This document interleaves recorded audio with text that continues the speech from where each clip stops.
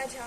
I am a second year law student at Amity University, Patna, and currently I am working as a legal intern at Lexis and Company. So today in this video I am going to talk about a very famous case in the history of India, the named Shaira Bano versus Union of India. The case is also very famously known as Triple Talaq case. In the reason behind making video on this case is that I want you all to understand popular and one of the most debated case in the history of India. So let us start with the background of the case. According to the Muslim laws, the dissolution of marriage can be done through four ways.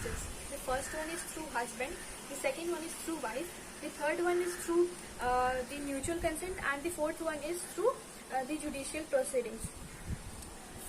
Since we are dealing with this case, so we will try to understand the ways in which the husband can give divorce to the wife. There are two ways in which husband can give divorce to her wife, are namely talaq-e-sunnat and talaq-e-biddat. Talaq-e-sunnat. Sunnat basically means something which confers traditionally. That is, this kind of divorce has been considered as approved form of divorce because in this type of divorce, the parties getting divorced get ample of time for the arbitration and the reconciliation process of their marriage. So if they want to be in the marriage, they can, or if they want to get divorced, they can get divorced after spending some time. The another one is talaq-e-biddat. This kind of divorce in this kind of divorce, the husband used to utter three times the word talaq, talaq, talaq, which leads to the dissolution of their marriage.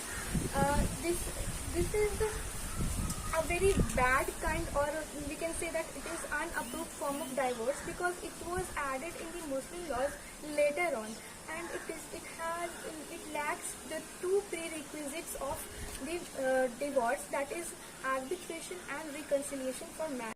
Moving on to the facts of the case, Shaira Bano was married to Rizwan Ahmed for 15 years.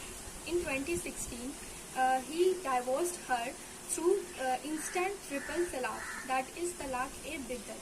Thereafter, she filed a writ petition in the Supreme Court asking it to hold three practices, namely talaq-e-biddat, that is the instant triple talaq. The second one is nikah-e-halala, and the third one is polygamy. We have discussed that what is talaq-e-biddat.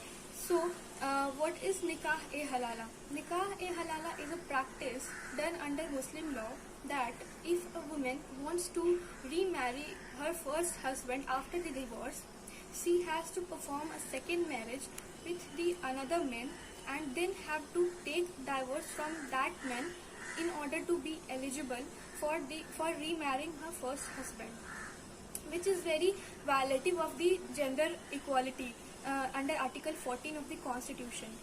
And the third one is polygamy. Polygamy is also a practice under Muslim law which allows men to keep more than one wife.